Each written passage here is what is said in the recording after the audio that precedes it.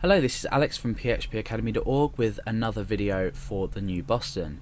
Now, in the last video we talked about arrays. In this video we're going to be looking at associative arrays. Now, associative arrays store data in the same way but allow you to change the key from 0, 1, 2, 3, 4, however many keys you have, to a name of your choice. So first of all, this is from the prior example. I'm just going to delete this.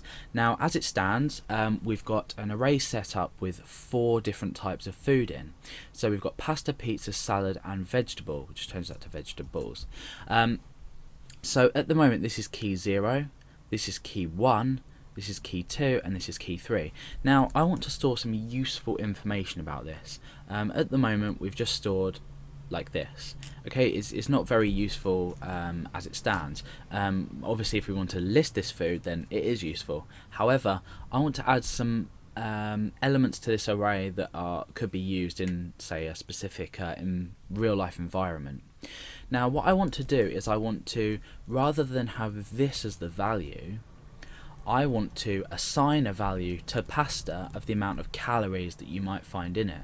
The same with pizza, the same with salad, and then lastly the same with vegetables.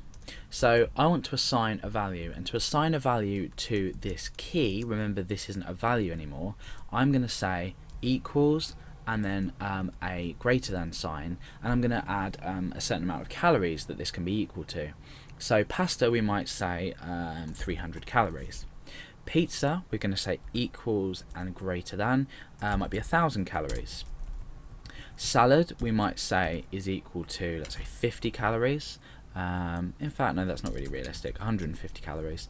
And then vegetables, I'll say are equal to 50. Now if you carefully watch, remember we're using our commas after this, we're assigning this all in one, and then it's separated by commas. If you watch carefully how this will change, and I'll tell you how this will change before it does. Now this 0 is going to change to pasta, and then this equals and greater than sign is going to tell us how many calories here, and the same with the pizza, salad and the vegetables. So if I refresh, you can now see that pasta is equal to 300, pizza is equal to 1,000, salad is equal to 150 and vegetables is equal to 50. So our key of pasta is holding a value of 300, our key of pizza is holding a value of 1,000, our key of salad is holding a value of 150, and our key of vegetables is holding a value of 50. So now what we can do is, instead of accessing, let's just comment this out. As before, we accessed array elements like this. We used 0, 1, 2. So if you imagine, this would be 0, this would be 1, this would be 2, this would be 3. Now if I was to try and access, say, element 0, that's pasta of 300 calories, when you refresh the page you can see nothing's happened. Now why has nothing happened? Because the key of 0 doesn't technically exist anymore, at least to our view.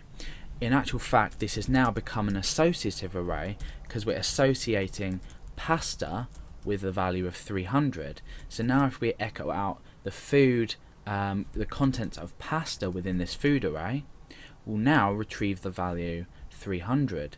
The same as if we were to echo out the calories in pizza, this will then equal 1,000. So you can see that we've now created an associative array. We're associating values to different keys, and it's by association, so you can understand now why it's called an associative array. So this is a better way in PHP, especially when you deal with databases later on. These, if you've worked with databases before and you know what fields are, or column names are, sorry,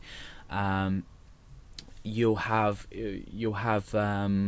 the option to use an associative array when you've gained data from a database. So associative arrays are really good to use, especially when you don't want to remember, 0, 1, 2, 3, because that can be a bit annoying. But yeah, that's basically associative arrays in PHP.